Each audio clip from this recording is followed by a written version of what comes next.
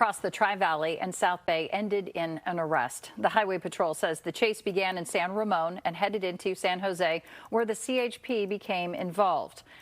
Sky Fox shows the moments. An officer tried to maneuver to stop the driver, who was able to get away. A few minutes later, officers successfully stopped the car. Law enforcement swarmed the vehicle in Milpitas, pulled out the driver and took him into custody. We've reached out to San Ramon police for information on the suspect and potential charges.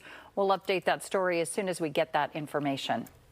Following last week's deadly crash after a chase with CHP officers, the Oakland Police Commission says systematic changes are needed to fix how police stop and arrest suspects. In a new statement, the Police Commission says revising the city's pursuit policy is not enough to fix the issue.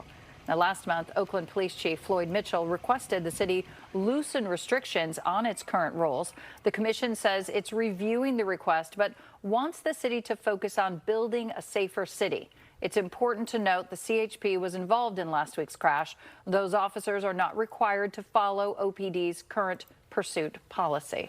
Our time now, 7:36 today in the South Bay is the second and final day of a controlled burn. Firefighters from across Santa Clara County are teaming up for a controlled burn in the backcountry of Calero County Park in San Jose. Yesterday's burn covered about 30 acres. Officials say this gives real-world experience for those firefighters while reducing the dry vegetation and other fuels that could ignite a big fire in the future. It does provide a fire break. The burned areas here will actually act as a safe zone from which crews can operate, so that if we have fires on the other side of the hill, they can start here. They've got a safe zone to work from, and they also know that the fire will not be able to proceed into this area. Now, authorities say as California's wildfire season picks up now, the firefighters have to take care of every opportunity to practice and get ready for putting out a wildfire. An important firefighting tool sits atop Mount Tamalpais. The fire lookout is staffed by volunteers who help spot fires before they get out of control. Well, KTVU spent a day at the lookout and talked with a volunteer about the historic structure. It remains an asset in fighting Bay Area wildfires. It's been here since early 1900s. I think 1901 is when the first building was constructed.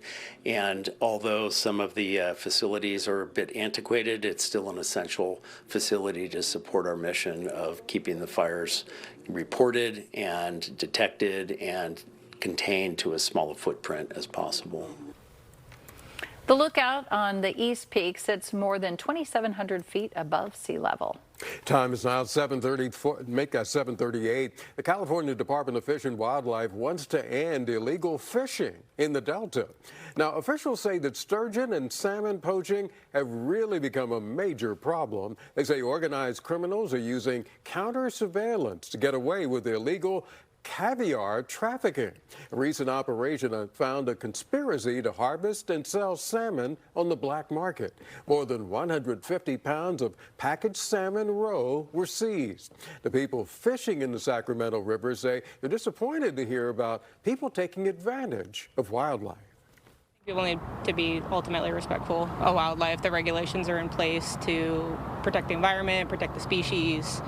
You know, it's a food chain. Those fish, you know, keep everything as a balance. You throw off that balance, you know, that's how species collapse, ecosystems collapse. The salmon fishing on the American and Sacramento rivers has been closed since 2023 because of a low amount of fish. If you see illegal fishing, you're asked to report it to the State Department of Fish and Wildlife.